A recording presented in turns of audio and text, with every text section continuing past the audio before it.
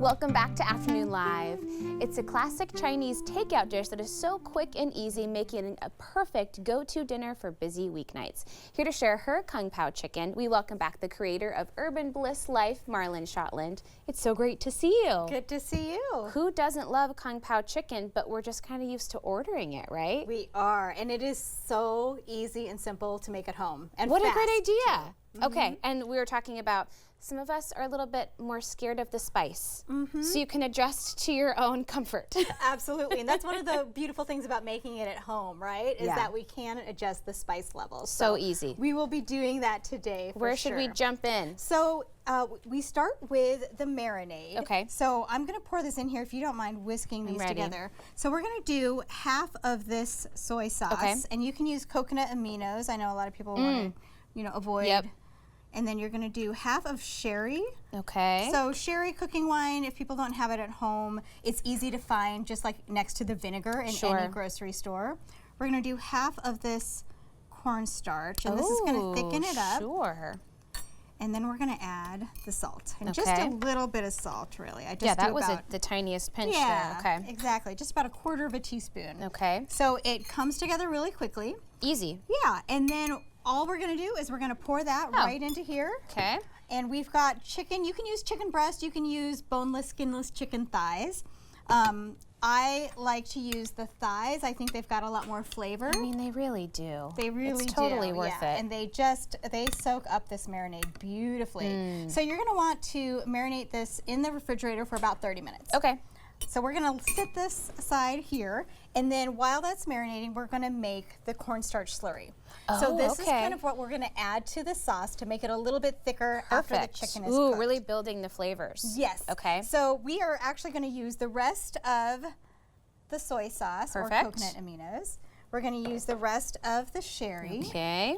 We're going to add the rest of the cornstarch as well. Again, that's what thickens it up. This is super easy. We're just doubling up on ingredients so far. Exactly. And then we're going to add just a little more liquid with this chicken broth. Okay. And then we're going to add some red wine vinegar just for a little bit of tartness in there. Just a little depth of flavor. Perfect. And then we're going to add sugar. And this balances it out. So you don't even have to add as much sugar. It's just a little bit, just enough to add a touch of sweetness. Always need a little sugar and a little salt to kind of balance each other. Balance of life. Okay. All right, so once we've got that looks beautiful. We're just gonna set it aside. All right. All right, and then we're gonna go ahead and start on the fun part. Yay. So we're gonna start by actually toasting some peanuts. And I'm gonna put just a little bit of vegetable oil in here. You can use olive oil, you can use avocado oil. Okay. And then I put about 1/2 cup of peanuts in here. We're just gonna put a little bit for right now. Okay. And you're gonna toast this on medium. Just until it gets nice and brown. So that's super quick, right? I mean, they don't really need much time. Fast. Okay. Exactly. And I actually have pre-toasted some of these, so that's why it's a little bit darker than your normal peanuts that you would see. TV magic right there. TV magic. And then you're just going to take it out, and then we're going to get the chicken ready. So I'm going to take this out. So this is actually the flavor base. It's going to have that peanut flavor already. You've just coated your pan with it. Yum. Yes, exactly. Okay. So let me get some of these out. And we don't even have to take them all out. We can actually just leave some in there for extra flavor since we didn't toast them very much. There you go. And then we're going to add the chicken. Okay. So I'm going to add these guys in here. And the chicken is going to cook up really quickly. So I use a wok.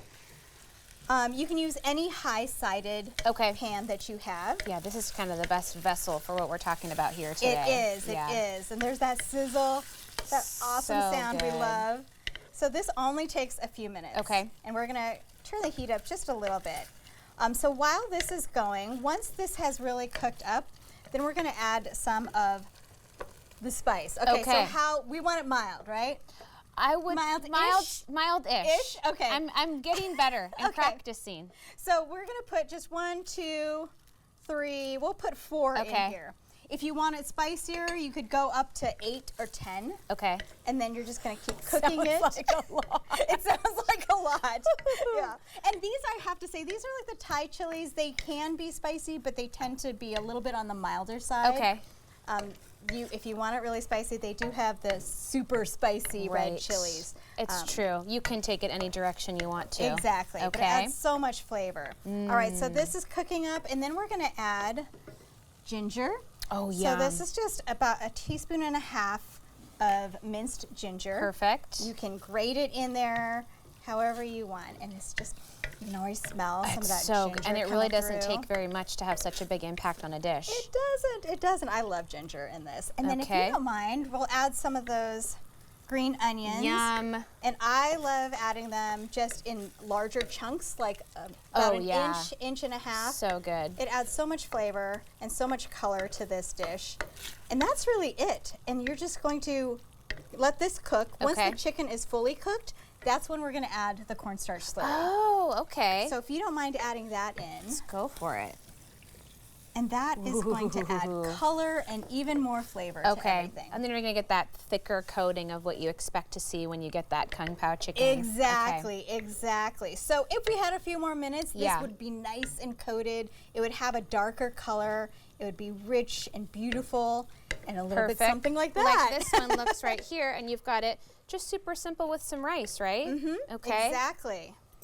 A little then you sesame. just add some sesame seeds on it if you want. You don't have to. And then also the toasted peanuts as well.